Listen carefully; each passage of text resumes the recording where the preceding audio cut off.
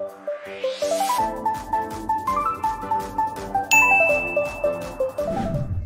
guys, welcome back to our channel, Vlogs Anytime, Anywhere. So today's video ay nagluluto kami ng adobo. Kasi yung mga bata, gusto nila ng adobong baboy. O ayun na. Ayan na, pinirito ko na siya. So yan na yung kinalabasan niya.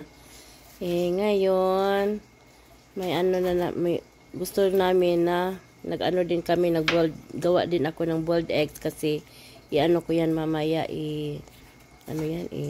sagol ko yan doon. Tapos na ako ng dyan, yung mga lamas pang sahog. Of course, may aho, sibuyas, may red pepper. Kasi yun yung pang sahog sa adobo natin. Ngayon, kaya nga itingnan natin kung masarap ba ang kinalalabasan yan. Anyway, masarap naman talaga yan. Kasi, yan na yun, yung egg. Tapos na binalatan na yung egg. Kasi, natin doon,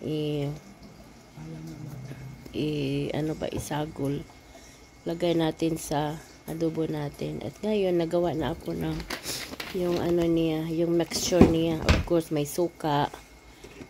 Tapos kasi mahilig talaga ako na instead na sugar yung gagamitin ko, lalagyan ko na lang ng honey. Tapos bit ko yung honey kaysa sugar. Ayun lang. Tapos yung mga iba pang mga sahog dyan para sa adobo. Ayan na.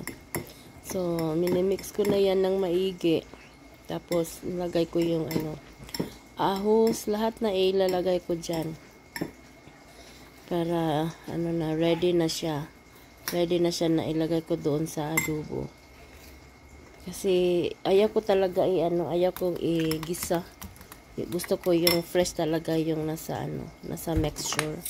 Ayaw ko igisa yung Tapos nilagyan ko din ng ng black pepper. Kasi mas bet din ko din yung ginanyan na black pepper kasi yung kanang kernel, yung whole kernel. Mas bet ko yung ganyan, parang tapos may tayo, may pangpalasa tayo. Vegetable mix yan, vegetable mix. Yun yung pangpalasa namin dito kasi ayaw ko gamit ng sobrang Tapos nilagyan ko din na yung star anise, kunti lang para pangpabango. Kasi mas mabango siya pag may star anise siya. Mabango. Mga tatlong cloves lang. Tatlong piraso. Para ilagay natin doon sa adobo natin. Ayan. So, ulit. Mix lang ng mix. Para talaga yung niya. Yung lasa niya. Mapunta sa mga pangsahog. Sa mga ricados niya. Tapos ilagay na naman yung red pepper. Ayan. Para yung lasa ma-absorb sa mga ricados para doon na sa natin. Ayan. So nilagay na namin yan lagay ko na yan sa slow cooker. Kasi mas maganda pag sa slow cooker mo doon mo palambutin yung yung adobo. Ayan. So nilagay ko na din yung mixture, yung may sahog at saka yung may na siya, may timpla na siya. Ayan na. So, lang, mix lang ng mix. Ganyan lang. Tapos, iset natin ng tapos yung egg, of course, yung egg, na sa ibabaw siya. Para pag na siya, mag-boil na siya. Kasi luto na yan So, ayan lang. And then, mix natin konti. Mix ng konti. Ayan. Kasi pag parang lang, slowly lang kasi yan. Baka deform yung egg, hindi maganda tingnan. Yan lang. Para yung magkalasa din yung egg kasi dahil doon sa mixture natin. Ayan na, may nabiyak yung isa. Sayang. Pero okay lang din yan. Marami talaga yung itlog na yan. Mga 12 piraso yan. Kasi yung mga bata talaga, instead na mag-ano sila, dyan na kasi timplado na siya. May timpla na siya. Ayan. Pagkain na nila yan, mga 3 araw, ganun. Mauubos yan mga 3 days to 4 days. Ayan. Tapos kuha tayo ng, ano yan, juice. Yung iba, lagyan ng Sprite. Ako ayaw ko sa Sprite. Gusto ko yung juice. Mas bet ko yung juice. Pero okay din naman yung mga Sprite, yung mga ano. Pero mas bet ko yung juice. Sometimes, kung may ano ako, may yung, ano yun, yung pineapple juice. Mas maganda din yun. Iyon, naubusan ako ng pineapple juice. May nakita akong orange juice. Yun nilagay ko. Sa akin lang yun, ha? Kasi iba-iba naman tayo ng style sa pagluto Yan na.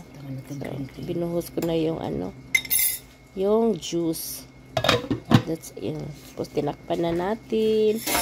Ayan na, takpan na at iset na natin. Ayan. Nasa high ano pa siya, nasa high siya. Kasi kaumpisa lang tapos pag ano, ayan na din siya i-turn into like ano din siya. Ayan na. Masarap na ba siya? Masarap na siya. Ready na yan. Pero mas maganda kung ano, mas soft pa yung ano, yung karne. Mas soft pa yan. Yung mga bata gusto nila yung mas soft kasi ano nila halo nila sa kanin. Pero okay na yan. Pwede na yan. Kakainin. Sarap yan. Tikman na natin. Tikman kung okay na yan. Ayan. Ayan, pwede na yan. Malambot-lambot na din yan. Happy na yung mga tummy. Happy tummy na. Yan na. Okay na yan. Sarap din yan. Malambot-lambot na. Pwede na yan. Ayan. Mas masarap kasi pag ano, yung mais na kanin.